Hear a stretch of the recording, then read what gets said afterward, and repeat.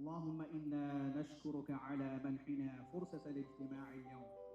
Sa ingredients, water, sugar, breadcrumbs, pork liver. And then kailangan nakikita na sa market. Di ba? Kasi minsan pagpunta mo doon, wala kang makita. Maghahanap ka na lang ng kung ano-anong pagkain at produkto na hindi mo alam kung halal ba yan or hindi. So dahil masarap, bismillah ka na lang. Bismillah, di ba? Halimbawa lamang ito sa mga suliranin na kinakaharap ng mga Muslim consumers. Ang walang wastong impormasyon kaugnay sa mga produktong pagkain kung ito ba ay pwede sa kanila. Malimit kasi sa mga produkto ay walang malinaw na label na nakasulat kung ito ba ay isang produktong halal. Ganito rin ang suliranin kapag may malaking delegasyon mula sa ibang bansa na may mga bisitang mga Muslim. Yes. We're always hosting sports conventions. We had, Olympics ba yun? Or ASEAN last time. Tapos nagkandahirap yung Indonesians, yung mga Malaysians, Singaporeans, walang halal food. Oh my God, napahiya tayo. Naubos ang Quiapo yung pagkain. Tapos nauubusan at hindi available agad. Gutom na gutom yung athletes. So, guys, knock-knock, ma'am, sir, Pilipinas, halal tayo, friendly, pero hindi halal accessible. And so, an important reminder for us is also keep connection with the ulama who are the inheritors of knowledge. And that is the way that you will know whether something is halal or haram. Hindi mga Muslim ang karamihan na nagpo-produce ng ating mga kinakain, no? So, alhamdulillah, isa sa mga pinakamagandang initiatives na ginagawa ng ilan sa ating mga kapatirang Muslim ay ang paglulunsad o pagsasagawa ng ganitong mga activity o ganitong mga companies, no? Na kung saan ang kanilang binibigay na focus ay magbigay ng halal food sa mga kapwa nila Muslim. Kaya naman, sa ginanap na launching ng first halal fast-moving consumer goods ng bansa na Albaraka na isinagawa sa Maynila kamakailan, nais nito na masiguro at matugunan ang pag-aaliglangan ng mga kababayang Muslim. Ang sinasabi nila sa Albaraka, real halal, you can trust. Ang maganda dito, bukod sa suporta ng Islamic scholars, diplomats at economic representatives ng ibang bansa, suportado din ito ng mga lokal na opisyal mula sa BARM at national government.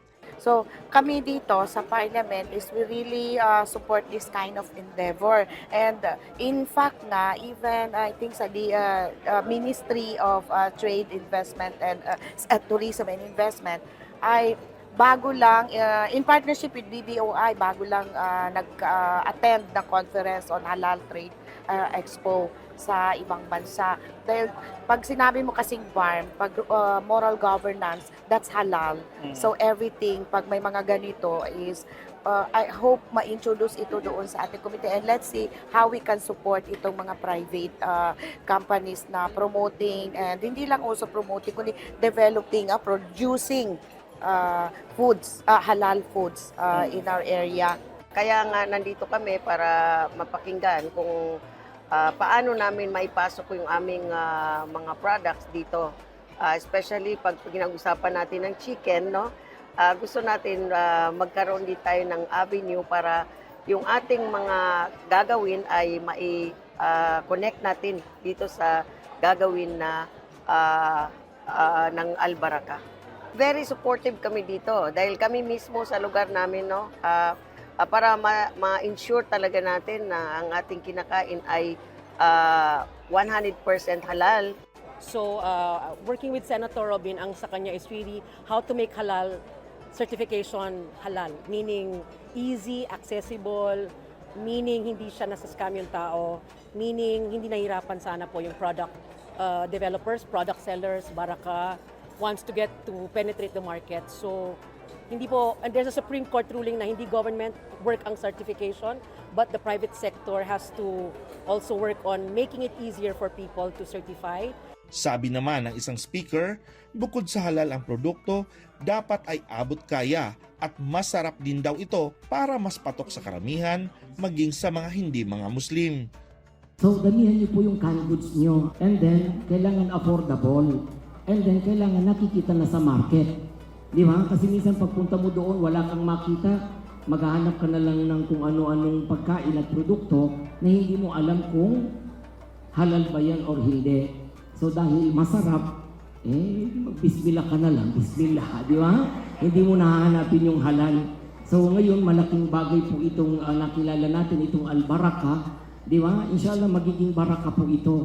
So magtutulungan po tayo na makita ito at ma-market natin sa market. Opo, magtulungan tayo na bilhin yung produkto. It's an imported, so in terms of imported lines, mas okay yung presyo natin in terms of that. But sooner or later, that's one of our plan.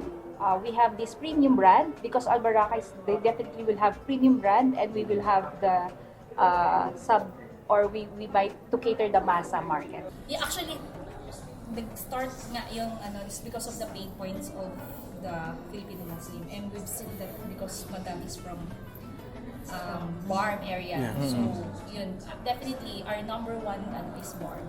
Ilan sa mga pioneering na mga produkto na ipinakilala ng Al-Baraka ngayong taon ay ang kanilang signature corned beef, protein bites, kape. But up next is our Al-Baraka brown coffee. At susunod na ang halal rice mula Vietnam at maraming iba pa na siniguro nilang pumasa sa international standard na halal certifications. Mula sa Ortigas, Manila, kasama si Arwin Parcon, ako si Ferdinand Cabrera para sa Kutang Bato News.